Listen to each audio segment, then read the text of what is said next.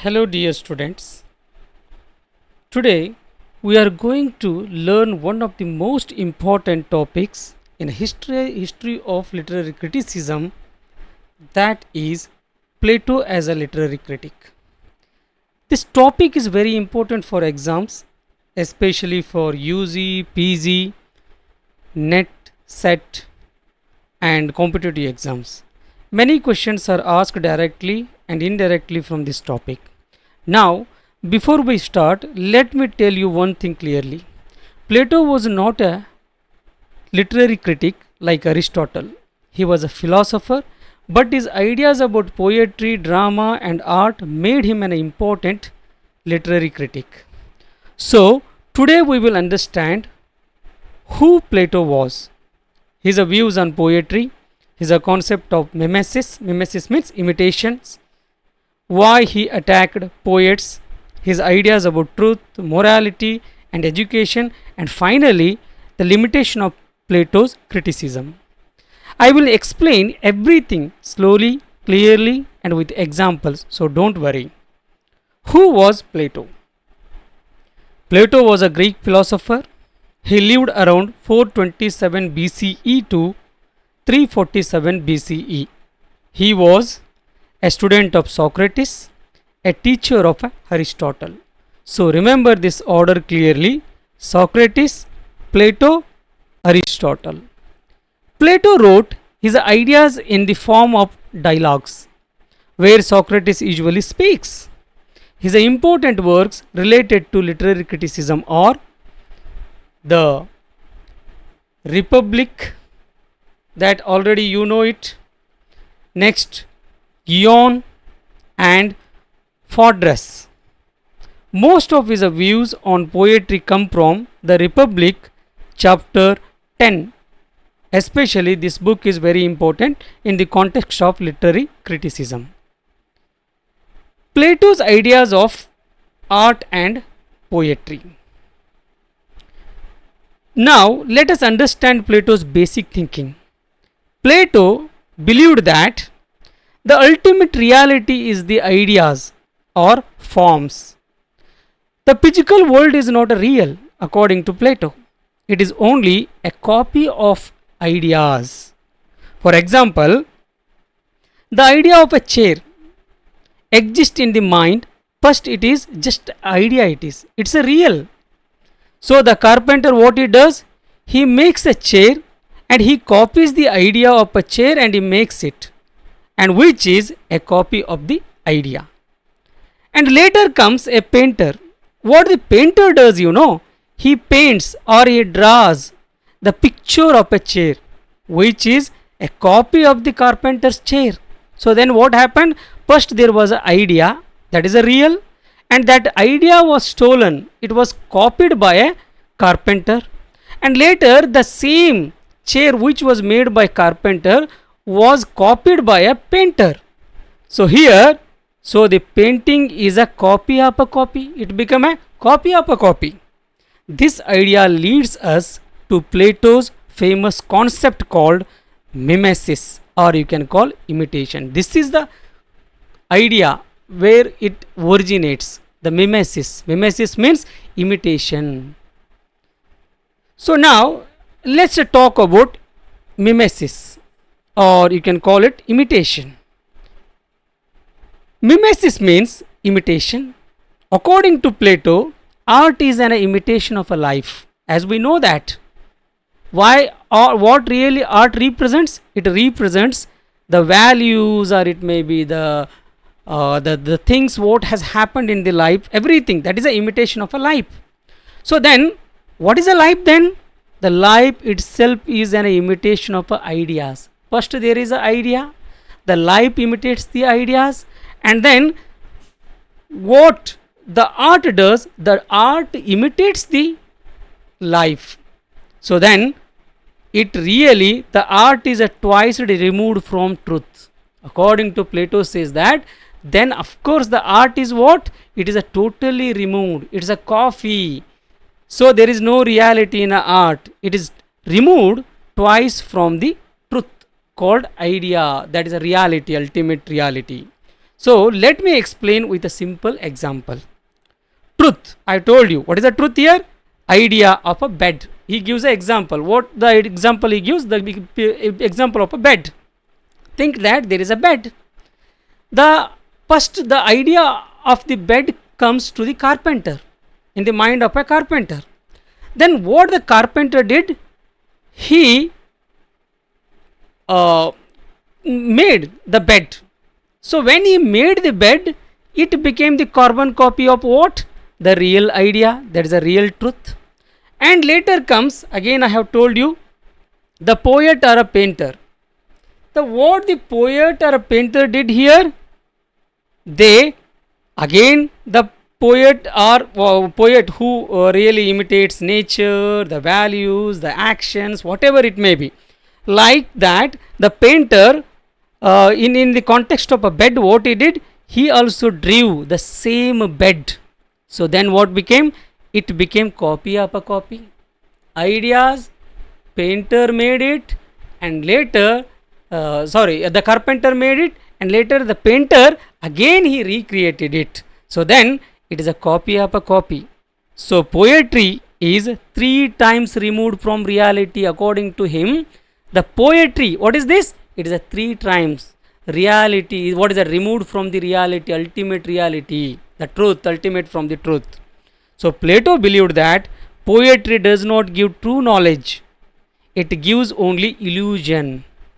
It appeals to emotions, not reason. There is a reason is not important in a poetry. What it just imitates what antandre, what means here there is a illusion is there. There is a emotion, it arouses the emotion, but emotions they are not real at all, but it is just artificially it is a created, but it is not a reason at all. So that is why Plato was against poetry. Plato strongly criticized the poets like Homer and other tragedians. He believed poets are dangerous for society. Why? Poets tell lies. He says that poets what they do they tells a lies. Gods, and even he gives some example. He tells that poets present gods behaving badly in a picture, in the whatever there it is in a story, poem. The poets represents the ideas of it may be about the religion or whatever. The heroes such like a god, they are behaving very badly in his a poem or in his a art of work. Heroes acting immorally. So that's why he doesn't like it. Plato believed this gives a wrong moral lessons, especially to children. So that's why he hates poets. Poets appeal to emotion, and there is one more point why he hates them. He says that poets appeal to emotions through their poetry. Poetry what does? Makes people cry, encourages the anger, fear and pity. Plato believed emotions weaken reason, our intellect, it weakens our intellect, and reason should control the life. So then what happens? The reason which really it controls the life, but the poetry what it does? It weakens it. Third point again he mentions, poets do not have a true knowledge. Poets speak beautifully, but they do not understand the truth.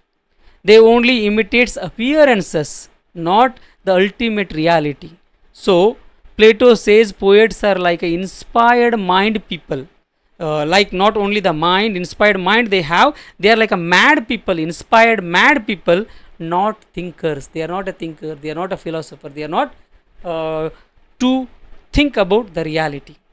Poetry and morality, again he talks about the poetry and morality. He believed that art must serve morality. According to him, there should be a morality in art. For him, the purpose of art is more what is that? It's a moral education. Anything immoral should be removed. In his ideal state, and he even talks about in a republic, his greatest book called Republic, he talks about the ideal state, how a state should be. Only morally good poetry is allowed. Poetry that corrupts mind must be banned. The 2 points that he talks regarding criticism, regarding art, what he says, the first one, only morally good poetry is allowed in that ideal state, and poetry that corrupts minds must be banned.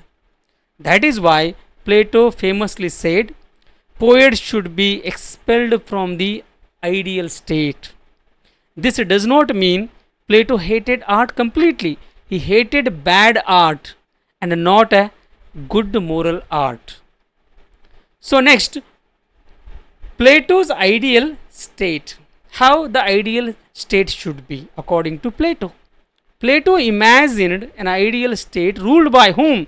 The philosopher kings they are. In this state, education is a very important. Art must support education. Art must promote truth, discipline, and morality. So, poetry should, what kind of a poetry should be there in his ideal state? It should praise good characters, encourage courage and discipline, avoid showing gods and heroes behaving badly. The god should be like a hero. God should be treated as what like the highest, the respect every people has to give him. And next, the positive views of Plato on poetry. What are the positive views of Plato on poetry?